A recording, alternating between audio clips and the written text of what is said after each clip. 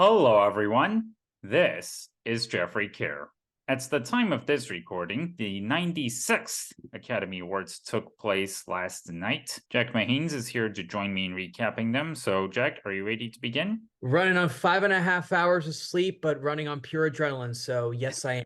Yeah, okay. First, let's discuss, a few different categories. Best animated feature film. Now, when we last spoke, you were predicting Spider-Man Across the Spider-Verse while I was undecided, and this is what I ultimately looked into. Since PGA established its own animated feature category in 2005, only four of their winners didn't go on to win the Oscar, which were Cars in 2006, lost to Happy Feet, the Adventures of Tintin in 2011, which was snubbed by the Academy, Rango won that year, Wreck-It Ralph in 2012, lost to Brave, and the Lego Movie in 2014, which was snubbed by the Academy, Big Hero 6 won that year. Meanwhile, since BAFTA established its own animated feature category in 2006, only three of their winners didn't go on to win the Oscar, which were the aforementioned The Lego Movie, Kubo and the Two Strings in 2016, lost to Zootopia, and Klaus in 2019, lost to Toy Story 4. In the latter two cases, BAFTA was their only major win in their respective seasons. With The Boy and the Heron, it also had a Golden Globe under its belt, and there still has yet to be a film that prevailed in this category at both groups that went on to lose the Oscar. Meanwhile, there have so far been three instances where the Critics' Choice and PGA winner didn't end up winning the Oscar: the aforementioned Cars, Wreck-It Ralph, and the Lego Movie. So, after much deliberation, I settled on The Boy and the Heron, feeling that the more international voting bloc of the Academy would vouch for it, especially since Spider-Man Across the Spider-Verse was a sequel that ended on a cliffhanger. Exactly. And this was one where when we were recording it,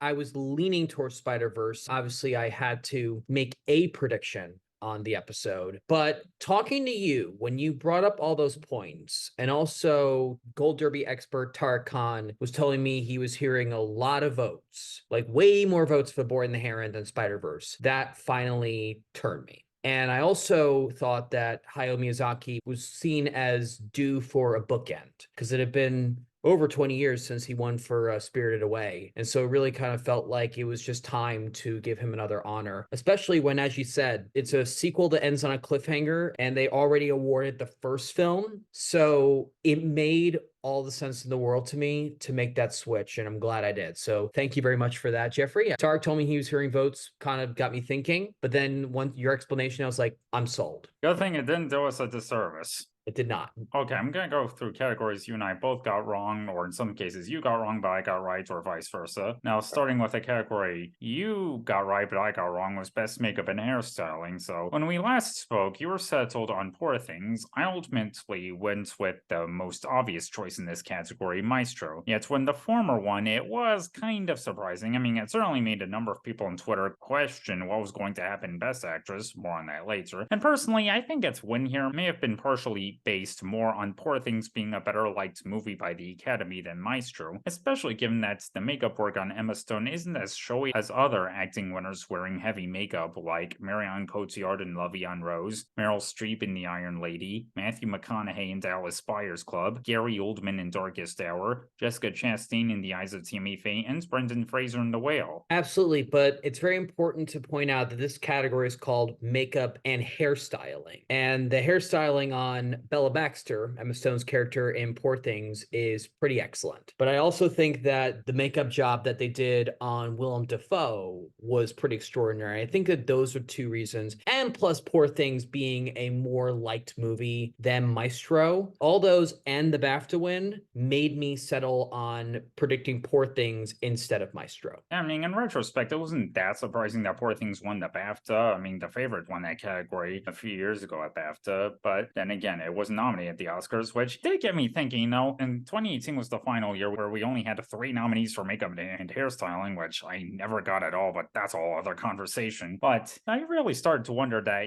if The Favorite was nominated for makeup and hairstyling that year up against Vice, could have beaten it, especially given that it would have gone along with Olivia Colman's Best Actress win, or was Vice still have been just too undeniable? I'm going to say that Vice was probably just too undeniable given the dramatic transformation that they did on Christian Bale. to play Dick Cheney. I remember I was talking with Tara Khan about this earlier in the week leading up to this ceremony. Really, the only big transformation on Bradley Cooper was the nose. Everything else was just kind of typical aging of an actor. Whereas, this one, like the only notable thing was the nose. Whereas the makeup job on Willem Dafoe, like made him look like a crazy mad scientist. And it's like very few people could have pulled that off the way Dafoe did to make it look realistic. But yeah, the makeup was just so great on him. And the hairstyling was so great on Emma Stone. And I knew that Poor Things was going to pop up in quite a few tech categories that I was just like, I'm going to settle on this one. Again, not to get too ahead of ourselves, but it ended up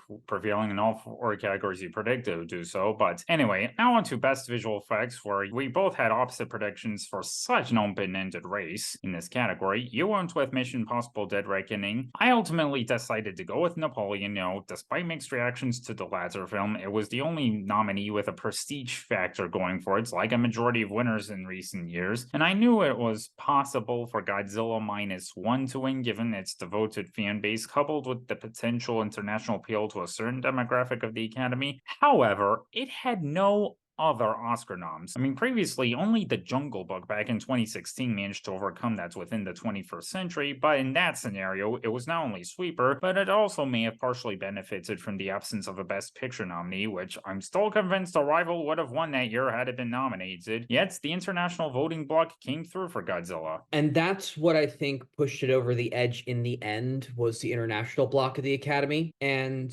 just going through it, I knew Napoleon and Guardians were not happening because Napoleon was panned for the most part. I think Marvel movies just don't do well in this category. The Creator, I don't think a lot of people saw it, and those who saw it, I don't think they really liked it. I went Mission Impossible, given that often the most acclaimed films win this category, and it was arguably the most widely seen of this lineup. But at the same time, the Godzilla team ran a really strong campaign, and they also had Steven Spielberg backing them. So it made sense. I wasn't shocked that it won. I just tried to call a long shot, but with, good reasoning behind it. It's one of the few that didn't pay off for me last night. I mean, granted, the award isn't Best Visual Effects in a good movie, it's Best Visual Effects in general, but then again, one could argue Godzilla -1 was more acclaimed than Mission Impossible Dead Reckoning, especially since, we've had, multiple English language Godzilla movies within the past 25 years, yet it comes this one from its country of origin, Japan, and it's well received, and also, as someone who has seen the film, monster movies moving forward should really take notes from this one because it really balances out, human character drama with the action set pieces. Of course, as I mentioned in our predictions, it was a compelling narrative for that, similar to how The Creator was made, mainly in how it managed to pull off such a massive scope on a smaller production budget than usual. Yeah, definitely. But the other thing that kind of kept me from actually going with Godzilla is that they often don't go with chaos and destruction visual effects. Usually things that win this category are more refined. Now, I mean, again, like Gravity won visual effects. Yes, that was chaos and destruction, but Alfonso Cuarón, I think, kind of had everything, controlled. Whereas the trailer for Godzilla -1 looked like, oh, this, looks like a typical chaos and destruction action movie. It's probably good. It's just probably not what usually wins visual effects. Oftentimes, the most dazzling effects don't win. Like, think about the Planet of the Apes franchise. I mean, that franchise had like amazing, dazzling visual effects, but none of them won. Well, in their cases, they're up against more prestigious films like Hugo, Interstellar, and Blade Runner 2049. So yeah, this category was a hard one to call. I did process of elimination, and my final prediction was going to be between Mission Impossible and Godzilla, and I settled on the wrong side of things. Well, hey, this was obviously, I guess, the second big win for Japan last night. The first, obviously, being Boy and the Heron. And of course, it is worth noting that one of the visual effects supervisors who won for Godzilla -1 also happens to be the director of the film. And, it also kind of ties into what Cord Jefferson talked about in his acceptance speech for adapted screenplay for American fiction, whereas, look, you don't need $200 million to make a great movie or something like that. Especially since, there have been a ton of big budget VFX-heavy films as of late where people saw it costs at least $200 to $300 million, and people are going, where the hell was all the money spent? Yeah, and sometimes, you can't let big budget decide like how good the movie is. Michael Bay's budgets are insane for his movies, and a lot of them are just not good. Money isn't everything when it comes to films. Well, I mean, this would have applied to the creator too had it won, but hopefully Godzilla's win here should teach Hollywood a lesson to do your best to try to find ways of making your big budget VFX heavy film more cost effective while still pulling off such a grand epic look. I agree with that. And I think, between this one, what Cord Jefferson said in his acceptance speech, I think it should be less in the studio to, especially with, your visual effects, make it as refined as possible. Yes, now onto a category you got wrong, but I got right. Best documentary short film. So when we last spoke, I brought up how, the ABCs of book banning was the front runner to win. You predicted it, although I ended up settling on The Last Repair Shop. I mean, I looked at Josh Parnes' predictions, and his batting average when it comes to short categories in recent years has been at least 2 out of 3 correct. So I copied his predictions in all 3, including this one, and I got all 3 right here. Good on you. The shorts are not my forte. And so I went with ABC's book banning just really mostly for the subject matter. That win would have been kind of the middle finger to the Florida Republican Party. However, quality is probably what won. And I mean, sometimes people vote for politics, but sometimes they vote for quality. And it seems like in this case, from what I mostly hear, the best one won. Well, my personal favorite was Nana and Waipo, but I'm glad that Last Repair Shop won because I definitely preferred it to ABC's of book banning. I mean, grant those are the only 3 of the documentary shorts I've seen, but yeah, that pretty much gives you an idea of how I ranked them. Now, onto a category you and I both got wrong. Okay, when we last spoke, I mentioned that the zone of interest beating Oppenheimer here at BAFTA was probably a fluke, so we both settled on the latter as part of a sweep, yet BAFTA proved to be no fluke at all, which was a major difference from last year. Exactly. And I think there are a few things that I think put the zone of interest over the finish line. One, the sound is pretty much the main identity to that movie. With all that's going on, the sound of what you hear happening in the concentration camps on the other side of the fence around the family in their house, that's what gives the film its identity and its horror. With Oppenheimer, the big sound was mostly, the atomic bomb and splitting atoms, and it was louder. And oftentimes, louder wins in this category. Although I will say that that wasn't the case for Arrival when that one's sound editing over Hacksaw Ridge. I also think that it just showed that the Academy was not like, oh, Oppenheimer, we just have to check, check, check, check, check. They weren't like that. It was very clear that these decisions, for the most part, were thought through. And I think the zone of interest, and that's a really, really cool win to win this category. And I remember people on film Twitter were saying it's one of the most inspired choices in this category. And I'm actually really inclined to agree with that. And so it just really showed that even though Oppenheimer was the best picture frontrunner, led the nominations by far, got every category that I could realistically get into. It just really showed that they were really thinking this through. And I think, given Oppenheimer was winning so much and they were voting for it in a lot of categories, I'm sure that a lot of people thought, you know what? The sound was, part of the main reason Zone of Interest was so effective. I'm just going to vote for that there, knowing that I'm going to vote for Oppenheimer in so many other categories. So thinking about it, I was a little bit surprised, but I wasn't shocked. Thinking about it, I think it was actually the right call. I think you can also probably owe that to the more international voting bloc of the Academy. Absolutely. But of course, Oppenheimer would appeal to the international bloc of the Academy as well. But, given Oppenheimer's winning so much and Ann Thompson was writing about how the zone of interest was definitely surging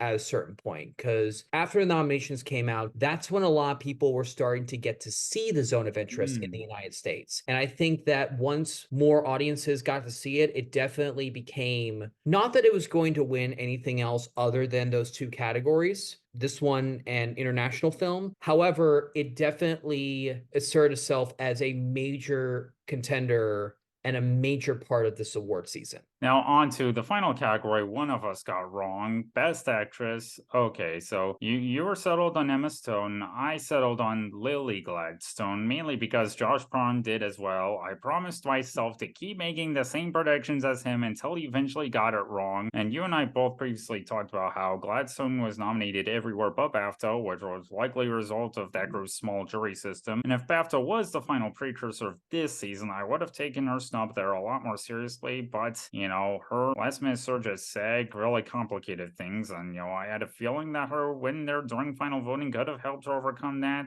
And looking back, it might have been too little too late for her. And I think Josh Parham probably really hates it that everyone is turning to him for lead actress because it puts him on the spot. Like, he was so nervous last year when wrestling between Michelle Yeoh and Kate Blanchett because he thought that was a really tough call. You should have listened to the Next Best Picture episode when they did their final predictions, and he was just like, "Oh, great! I know this is why everyone's tuned in." He said, "Like, my streak may come to an end," and it did. I was not confident in this category at all. This is the one that really had me on the edge of my seat. It was the one I was thinking the most about in the final week leading up to Oscar night. Not even like some tech categories like visual effects. So that was also really, really hard to predict. Best Actress is the one that was having conversations with a lot of people about a lot. When you look back at it, Emma Stone was the only person, aside from Carey Mulligan, who had no shot at winning it. She never caught traction in terms of winning this year. But Emma Stone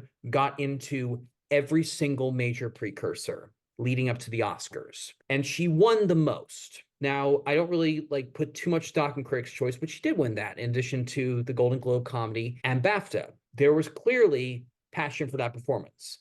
SAG loves a narrative.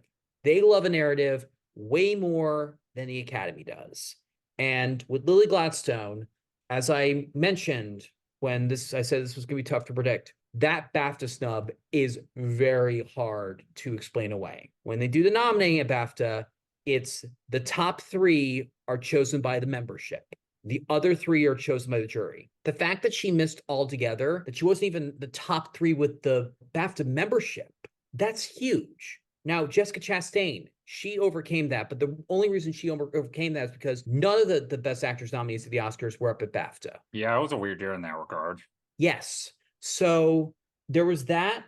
Killers missing out for adapted screenplay, I think, was a really big deal. And then Leo missed, which you kind of expected closer to nomination day. But still, it missing those 2 nominations where Poor Things pretty much got everything it needed except for visual effects and an additional supporting nod for Willem Dafoe. So it really became apparent to me that Poor Things was just more liked by the Academy in general than Killers. And then the last thing I'll mention, Lily Gladstone is in less than an hour of a 3.5-hour movie. She is the heart of it, but it is borderline supporting. Unless you're Olivia Colman, where it's like a big scene-stealing performance in The Favorite, or Frances McDormand, where her character appears 30 minutes into Fargo and then just becomes a protagonist for the rest of the movie, it's very hard to win. And here's the other thing I gotta say about Killers. Killers was not a loved movie. I think it was respected. It was in my top 5 last year, but just in general, there were just so many people that were underwhelmed by this movie. There were people who absolutely loved Poor Things, and it definitely has detractors. I'm not saying that Poor Things is just universally beloved. All those factors were why I thought, okay, even if I'm wrong, this is the most thought through, educated guess I can make having done this for 10 years. When we got to that category, or actually when we even got to when the ceremony started, I thought, you know what? I'm most likely going to be wrong on this one because Emma Stone winning her second Oscar when she's 35 is definitely hard as well. It was really a tough call. And then I just thought, you know what? I'm probably gonna be wrong, but at least I thought this one through. And when Michelle Yeoh opened that envelope and she closed it, smiled, and kind of clutched it to her chest, I thought for a brief moment, I was like, oh, it was Gladstone. But then she said Emma Stone, and I was like, wait, what? Did I actually get that? I was shocked, but not nearly as shocked as Emma Stone was. And I gotta say about that speech, I think sometimes the best speeches happen when the person's caught off guard. And I think Emma Stone was gracious. She was emotional. I think her energy was fantastic. And it was just such a sweet moment. I don't know if you noticed this as well, but Jennifer Lawrence, you could see her crying. And I think it was very emotional because she and Emma Stone are very close. It was a great moment. It's a great win. Gladstone, I feel like this is just the beginning for her. I have a feeling that she's going to be back, sooner than we expect her to be. Well, now let me ask you this. Had Gladstone gone supporting for Killers, how do you think she could have done? That's a really good question. That's one that a lot of pundits have been floating. I kind of think, given how unprecedented this sweep was, I'm kind of thinking Randolph will probably still win. Because I also think that the holdovers was, you don't have to necessarily say like loved, like over the moon, but I do think it was more universally liked than Killers of the Flower Moon. Whereas there are people, and even some of my worst friends, which granted they're not Academy members, who just hated Killers of the Flower Moon. My gut is telling me that Randolph probably still would have won. I will say that had Gladstone gone supporting and won, then it would have mirrored the Best Supporting Actress race of 2004, where it went to a performance in a Martin Scorsese picture starring Leonardo DiCaprio over the critical frontrunner in an Alexander Payne movie starring Paul Giamatti. Yes. And here's another parallel. The person who won the Golden Globe drama and the SAG Award was the one that went in with the big narrative, just like lead actress 2018. The other major contender won the Golden Globe comedy, won the BAFTA, and was in a Yorgos film. And the latter pulled off the upset. Well, yeah, in fact, Kevin Jacobson tweeted either last night or earlier today. He mentioned how, once again, he got so invested in a narrative, which in this case was probably Gladstone, whereas last time was clearly Glenn Close, yet they lose to the star of a Yorgos Lanthimos film. Yes, but I gotta be honest, I was happy about this win.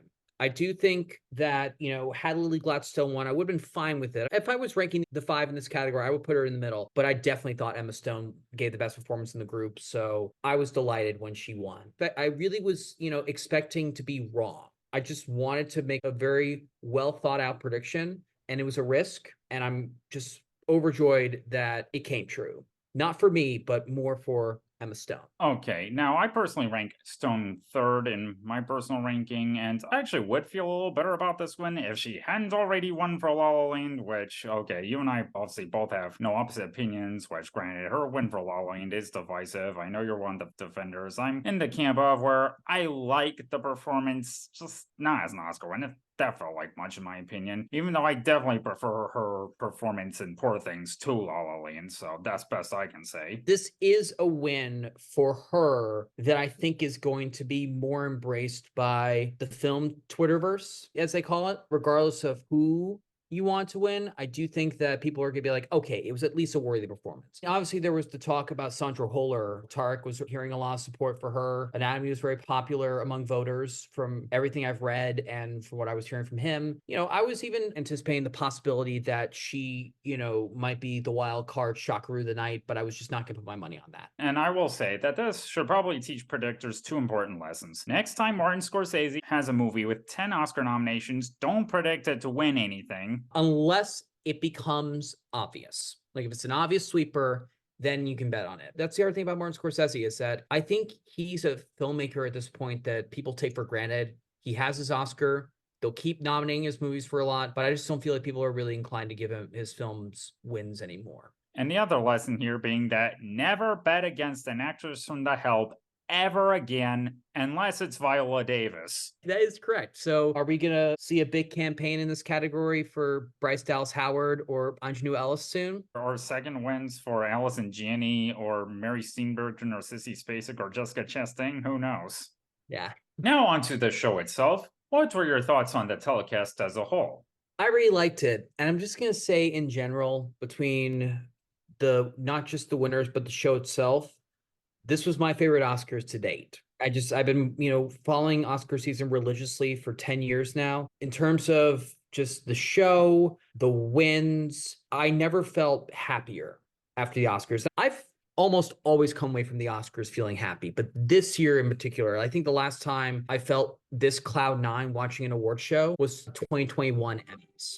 At first, I was a little bummed because I knew it was probably going to come at the expense of clips being played by the acting nominees. But I thought the way that they did the presentation of the acting categories was fantastic. And it was more personal. In a way, it was kind of a marrying of what they did in early 2009 and what they did in 2010, where they just kind of picked people like, oh, you're 5 previous winners this category. Let's assign you to this person, whether you know this person or not. This one kind of seemed a little bit more personal. Like, I think you can tell, like, for example, like Mary Steenburgen with Emily Blunt or Lupita Nyong'o with Divine Joy Randolph, Rockwell, Robert Downey Jr. You could tell that it was very well chosen. I was a little surprised by some. Like I was expecting like Brendan Fraser to do either Cillian Murphy or Bradley Cooper, but then he ended up doing Jeffrey Wright, and I was like, oh, that was kind of expected. But I will say, as we were getting like after three nominees were read, and then it was Ben Kingsley and Forrest Whitaker, I was like, Ben Kingsley's probably going to do Cillian Murphy, isn't he? And he did. I watched it with my parents in my apartment last night. My mom really likes that presentation because she said, it makes every nominee feel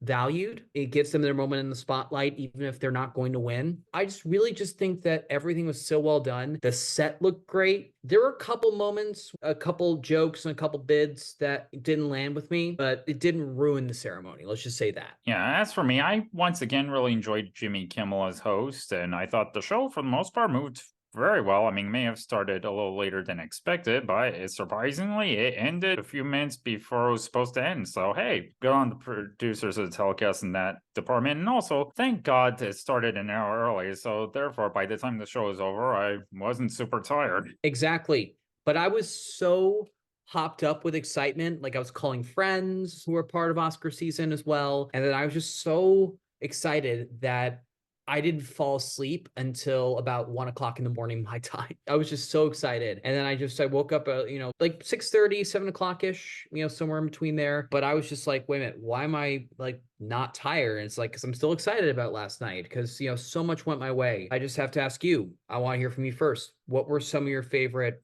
wins or moments or acceptance speech moments? Well, I really loved the awards presentations for the most part. I mean, I didn't mind not seeing the acting clips, but Marcus Dixon said on the pre-show Slugfest last night, you can look them up online. But then again, if I were producing telecast, here's something I would have done. Before you introduce the 5 previous winners presenting an acting category, maybe do a clip montage of each of the 5 nominees, then introduce the 5 previous winners. I agree with that. And I think that had they done that, I think it would have worked just as well. And other highlights, okay, we should talk about how this year marks the 50th anniversary of the famous streaking incident at the 1973 telecast, and so they pay homage to that with John Cena coming out attempting to do a streak. Oh my God, I was wondering what that was. I actually did not know that piece of Oscar history, but oh my God, like that bit was so cringe. I mean, that was one of the few parts where I was like, and that was so risky. But then I think they kind of pulled all around at the end when they put him in a dress, which,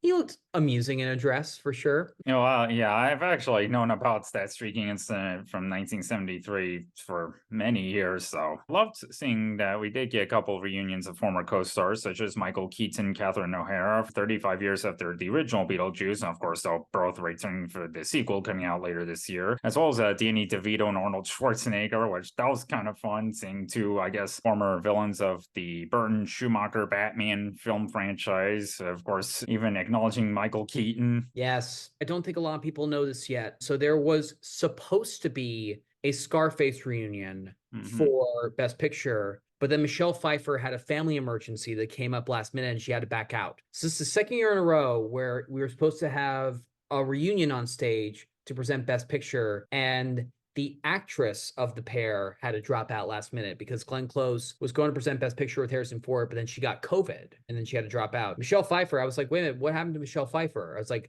and at first I thought, is she going to come out like midway through the presenting segment? But no. And by the way, can we talk about what was going on with Al Pacino? I don't mean to be mean when I said this. He came across like a grandpa who had just woken up from a nap. And even the way he announced Oppenheimer's the Best Picture winner, it felt like his character in Sense of a Woman. Exactly. Like, and that's the thing. Like, it was exciting, of course, that Oppenheimer won Best Picture because it was not just my favorite film of the year, but it's also my favorite film of the 2020s so far. But still, like, it just felt very weird how he jumbled that to where it kind of felt anticlimactic. And it didn't take away from the joy of it, but it was just like, Oppenheimer. That's what it said, like that. And it was like, I think first, I wonder if it hit Christopher Nolan and Emma Thomas. I wonder if it hit them like, oh, wait, we just won.